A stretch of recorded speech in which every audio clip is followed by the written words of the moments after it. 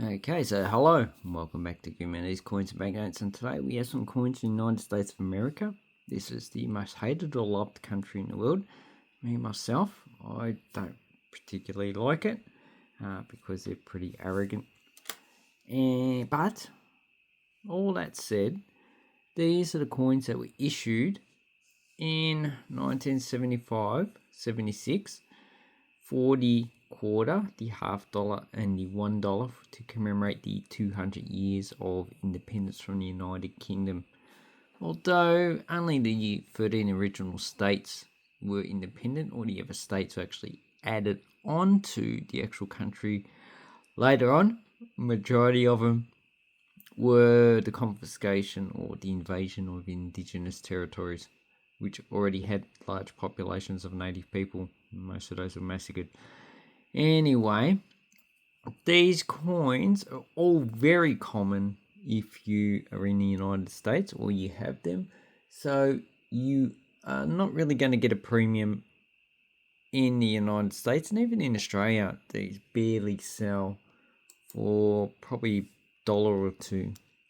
So these are all clad coins. There's no silver coins issued for circulation, although there were some minted for the collector's market. So the smallest coin we have is the quarter. So it's 25 cents, United States of America. And it has the colonial patriot drummer. So this is the clothing that they used in the 1700s with the traditional hat that people associate with pirates. We have the emblem with the 13 stars representing the 13 colonies. Then we have the Liberty lamp, E pluribus unum, so that's pretty standard on US coinage, and $quarter. And this one is pretty much uncirculated. And then we have George Washington, so the famous slave owner who was first president. And we have 1776 to 1976, but these were first issued in 1975, and there was no coinage with the eagle issued for 1975 or 76 for the United States. They had a problem with these coins because they were concerned that these might have been hoarded by the population because they're a commemorative coin. Now, in Australia, people know the 1970, 1977 commemorative coins are hoarded, so you can pretty much get them in almost uncirculated grade. These are the same. People kept them. Now, the mintage figures for these coins is quite high. So, for the Philadelphia of 809 million, and this one is the Denver, in which we have a mintage of 860 million. So, nearly a billion, or combined mintage of 1.6 billion.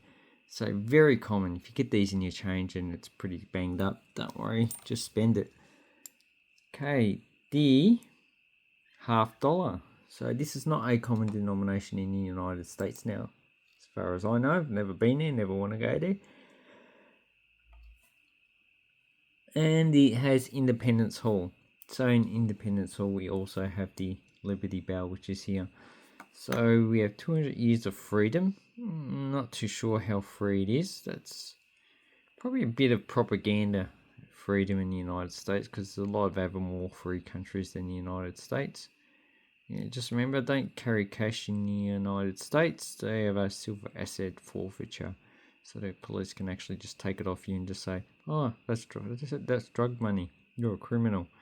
Anyway, okay, so down below we have the stars again, Independence Hall, and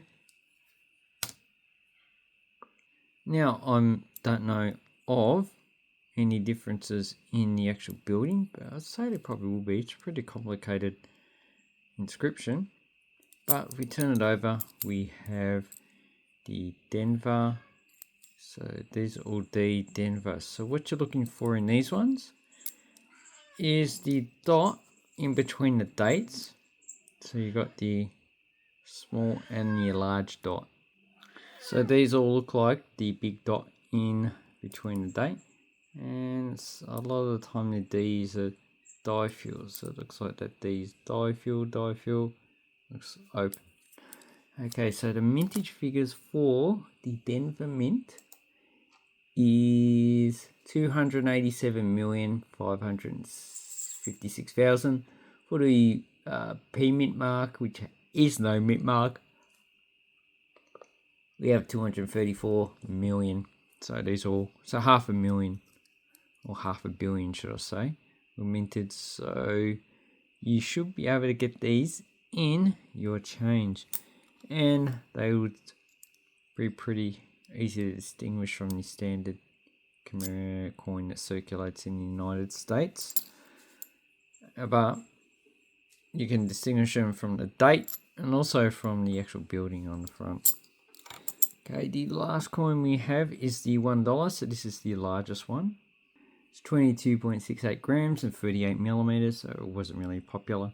What we have is the Liberty Bell, and we have the moon because the Americans are the first ones to land people on the moon. Probably the only ones really. And United States of America, E Pluribus Unum, got 2 stars. And on this side we have Eisenhower. So Eisenhower. Anyway, the mintage for the D mint mark is 21,048,476, and you got thin and thick lettering. That's for the thin lettering, the bold lettering. The thin lettering has 82 million, so it's pretty much 103 million minted all up for the